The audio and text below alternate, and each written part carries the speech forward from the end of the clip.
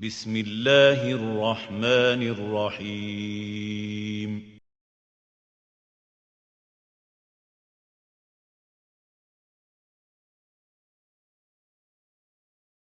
بسم اللہ الرحمن الرحیم۔ اردو زبان و ادب پہ بات ہو رہی ہے۔ گزشتہ 2 دن سے مختلف موضوعات پر گفتگو ہوئی، اور نہ صرف شکاگو بلکہ اسٹیٹ آف ایلینوائز کے باہر سے اور دنیا کے دوسرے ممالک سے یہاں ہمارے درمیان لوگ آئے، اور ہمارے سینئر آئے اور انہوں نے اپنی بات بیان کری، اور انشاءاللہ وہ سب تحریر کی صورت میں شامل ہوگی۔ میں اردو کے بارے میں بات ہو رہی تھی تو تھوڑا سا ہم نے سوچا کہ کچھ تھوڑا چینج کریں اردو کے بارے میں۔ اشفاق صاحب اجازت ہے؟ حدود اربع، اسے ہر طرف سے آریائی، یورپی، سامی اور تمام مقامی زبانوں نے گھیرا ہوا ہے، اور دنیا بھر کے لٹریچر کے سائے اس پر منڈلاتے رہتے ہیں۔ اس کے شمال میں غموں اور دکھوں کے بلند و بالا پہاڑیں، مغرب میں مایوسیوں اور محرومیوں کے سمسان جنگلات، مشرق میں حسد و رقابت کے جھلستے ہوئے صحرا، جنوب میں خوش فہمیوں کا سمندر پھیلا ہوا ہے۔ آب و ہوا، اردو ادب کی آب و ہوا زیادہ تر خشک اور گرم ہے۔ جگہ جگہ تپتے ہوئے صحرا اور عشق و حسد کے آتش فشاں پہاڑ بھی ہیں۔ کچھ خطوں میں عشاق کی سرد آہوں کی بدولت موسم معتدل رہتا ہے۔ پسندیدہ مہینہ دسمبر ہے، جبکہ پتجھڑ، جدائی اور ساون کے موسم بھی آتے جاتے رہتے ہیں۔ خزاں کا موسم خاصا طویل ہوتا ہے، اور خطے کا قوی شعر ہے: کہو خزاں سے رہے مطمئن نہ گھبرائے، کہ میرے باغ میں اندیشہ بہار نہیں۔ باشندے، یہاں پائی جانے والی مخلوق میں شعراء، ادبا، متشاعرین، متشاعرات، سارقین، سارقات، عشاق بامراد و نامراد، معشوقین، پبلشر، قارئین، اجنبی، غیر سامعین اور متاثرین ادب شامل ہیں۔ اہل ادب کے نزدیک ہمیشہ معاشرہ ظالم سماج اور عوام ادب دشمن ہوتے ہیں۔ یہاں کے باشندے کا مالیات اور امور صحت کے بابت ہاتھ خاصا تنگ رہتا ہے۔ زمانے سے قدر و تحسین کے متقاضی ہیں، مگر بلا کے خوددار بھی ہوتے ہیں۔ بیوی بچوں کو خدا کے سہارے رکھتے ہیں، اپنی نہ بکنے والی کتابوں کے فروغ کی امید لیے جہاں سے گزر جاتے ہیں۔ جغرافیائی خطے، اردو ادب اور خصوصاً شعری ادب کے خطوں میں زمین کو بڑی اہمیت حاصل ہوتی ہے۔ ہر شاعر کی ملکیت میں سینکڑوں قطعات زمین ہیں، جن پر وہ اپنی مرضی کے ہل چلا کر من پسند فصلیں بوتا ہے۔ نہ جانے راحت اندوری اتنی زمین رکھنے کے باوجود مطمئن کیوں نہ ہوئے، اور اس مقصد کے لیے موت کے منتظر رہے: 2 گز صحیح، مگر یہ میری ملکیت تو ہے، اے موت تو نے مجھ کو ذمہ دار کر دیا۔ ان زمینوں کے اجزائے ترکیبی میں قافیہ، ردیف، بحریں، تراکیب اور تحلیل شامل ہیں۔ انہونی بات یہ ہے کہ اس خطے کی زمین چوری بھی ہو سکتی ہے۔ سلطنت ادب میں غم کے بے شمار پہاڑی سلسلے ہیں، جن میں کوہ گراں، کوہ ندا، کوہ رحمت، کوہ رواں اور کوہ جگر نمایاں ہیں۔ دشت جنوں، دشت وحشت، دشت ظلمت اور دشت تنہائی جیسے مشہور ویرانے بھی ہیں۔ دریاؤں میں دریائے اشک، دریائے شور، دریائے لطافت اور دریائے سخن شامل ہیں۔ ہوائی قلعے بھی کثرت سے پائے جاتے ہیں۔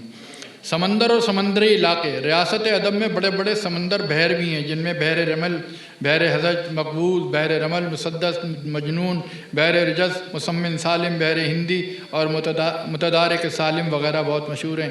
ان بحور میں فعلن، مفعلن، فعلت کی وغیرہ کی ٹھاٹیں مارتی ہوئی لہریں اپنی مثال آپ ہیں۔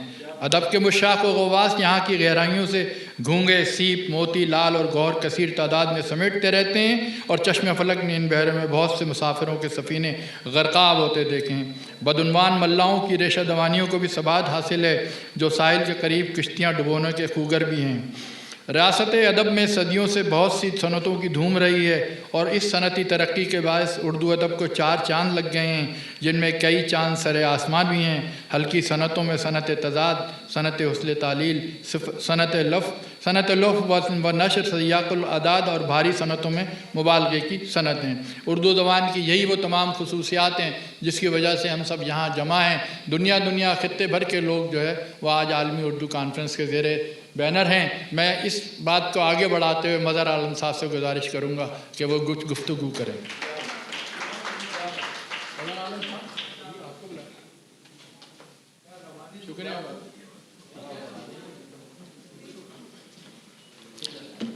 السلام علیکم۔ پھر سے پہلے اس کا عنوان تھا اردو کی شگفتہ تحریریں غالباً، پھر میں نے سوچا کہ تحریریں کہاں شگفتہ ہوتی ہیں، شگفتہ تو آدمی ہوتا ہے تحریریں پڑھنے کے بعد. اور اردو مزاح پہ بہت کچھ لکھا گیا ہے اور بہت اچھے اچھے رائٹرز ہیں، لیکن میں صرف مختصر سے 2-3 چیزیں آپ کے سامنے پیش کروں گا، کیونکہ ہمارے پیچھے آنے والے اور بھی بہت ہی مزاحیہ چیزیں پیش کرنے جا رہے ہیں. امین حیدر صاحب ہیں، اختر عالم صاحب ہیں، تو چند ادیبوں کے مزاحیہ جملے جو انہوں نے تحریر ہیں. یوں تو سبھی احمد شاہ بخاری پطرس تھے، شوکت تھانوی تھے، لیکن ان سب میں جب میں نے پڑھا تو مشتاق یوسی میں ایک انفرادیت تھی جو کسی میں بھی نہیں تھی. تو وہ کیا کرتے تھے کہ کوئی بھی اپنی مضمون لکھتا ہے، کوئی بھی مشہور شعر لے کے اس کو کسی بھی لفظ سے بدلتے تھے. تو لکھتے ہیں ایک جگہ کہ وہ کراچی میں فیریئر ہال میں پاکستان بننے کے فوراً بعد کی بات ہے، انگریز بھی اس زمانے میں ہوتے تھے، تو ایک پارٹی تھی، تو یہ وہاں پہ جا کے چلے گئے، بیٹھے، تو اس کے بعد لیڈیز میں جانے کے بیٹھ گئے. کہنے لگے جب ہم لیڈیز میں بیٹھے تو اپنے آپ کو کنگھی کریں، ٹائی وائی سنبھالیں، باندھیں. پھر خود ہی کہنے لگے کیا زنانے میں پنپنے کی یہی باتیں ہیں. اسی طرح ایک ڈکٹیٹر کے متعلق لکھتے ہیں کہ جب ڈکٹیٹر آتا ہے تو وہ اپنے آپ کو جو ہے وہ ہر چیز کا مالک سمجھنے لگتا ہے، اور پھر وہ جو بھی اس کے احکامات ہوتے ہیں ان پہ چاہتا ہے کہ ہر شخص عمل کرے. تو اس کو لکھتے ہیں کہ وہ آتے ہیں غیب سے یہ فرامین خیال میں. اسی طرح ان کے بہت بھرا پڑا ہے. ان کے ایک دوست تھے، چونکہ یہ بینک میں کام کرتے تھے، تو کہنے لگے میرا ایک دوست مجھے کہتا تھا کہ تجھے ہم ولی سمجھتے جو نہ سود خوار ہوتا. جوش ولی آبادی کے متعلق ہے کہ انہوں نے کبھی عبدالحمید عدم سے نہیں ملاقات کی تھی. تو جب انہوں نے عبدالحمید عدم کو دیکھا تو بھاری بھرکم لہیم شہیم، تو کہنے لگے کہ عدم ایسا ہے تو وجود کیسا ہوگا. اور اسی طرح ایک سردار شاید کبیر سنگھ بیندی یا کوئی اور سنگھ تھے، تو انہوں نے ایک مشاعرے میں گئے تو جوش صاحب کی غزل ان کو اتنی پسند آئی کہ اسٹیج پہ جا کے ان کو گلے لگا لیا اور ان کی داد دے رہے ہیں، تعریف کر رہے ہیں. اور کہنے لگے مجھے نہیں پتا تھا کہ پٹھان بھی اتنی اچھی شاعری کرتا ہے. تو جوش صاحب کہنے لگے مجھے نہیں پتا تھا کہ سردار بھی اتنی اچھی داد دیتا ہے. شکریہ.